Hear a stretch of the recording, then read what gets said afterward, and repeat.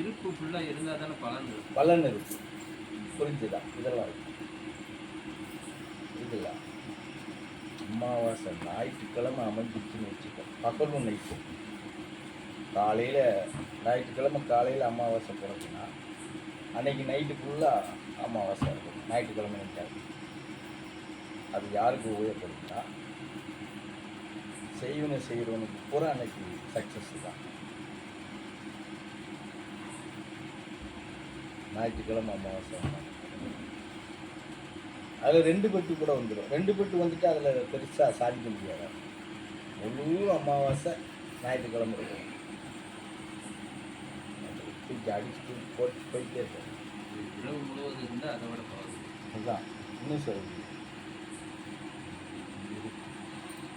அதே பௌர்ணமி அதே ஞாயிற்றுக்கிழமை முழுசாக இரவு பகல் வந்துருச்சுன்னு வச்சுக்கோ. இந்த செய்வனையெல்லாம் அடித்து தூக்கி தூர எரிஞ்சிட்டு போயிட்டே இருக்கு. நிவர்த்தனை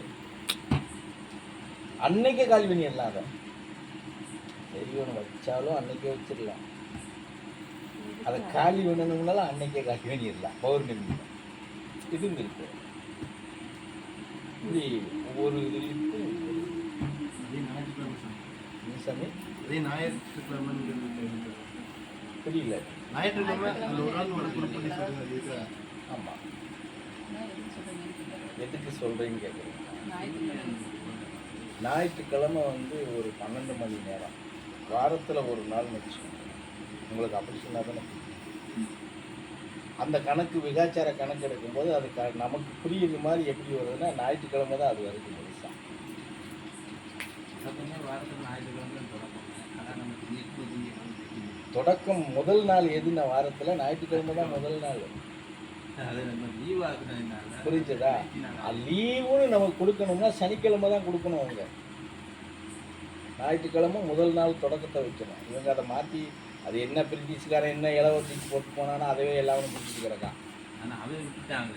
வெள்ளிக்கிழமை லீவு கொடுத்துட்டான். அவன் வெள்ளிக்கிழமை லீவு கொடுத்துருக்கான்.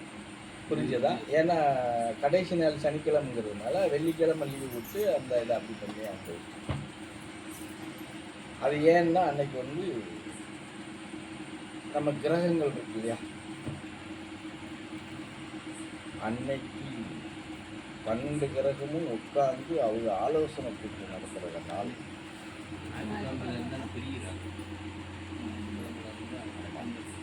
அதனால தான் அன்னைக்கு இந்த 2லையும் வந்து அமைஞ்சிச்சுன்னா 2க்குமே சக்ஸஸ் கொடுக்கும்.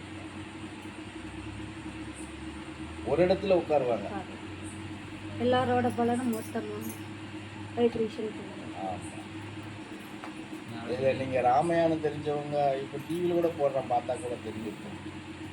ராமாயணம் படித்தவங்களுக்கு தெரியும்.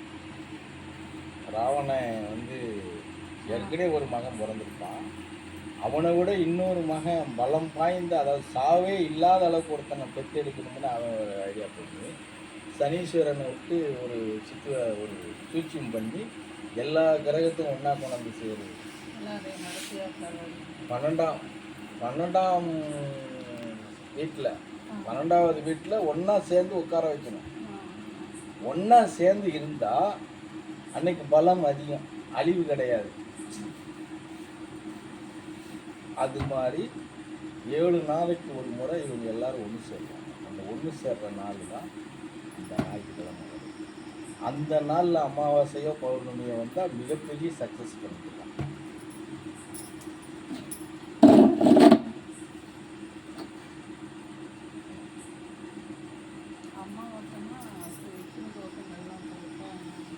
அதெல்லாம் பித்திரு தோசம் இல்லை, விளக்குமாறு தோசமும் இல்லை. யார் சொன்னா பித்திரு தோசம்?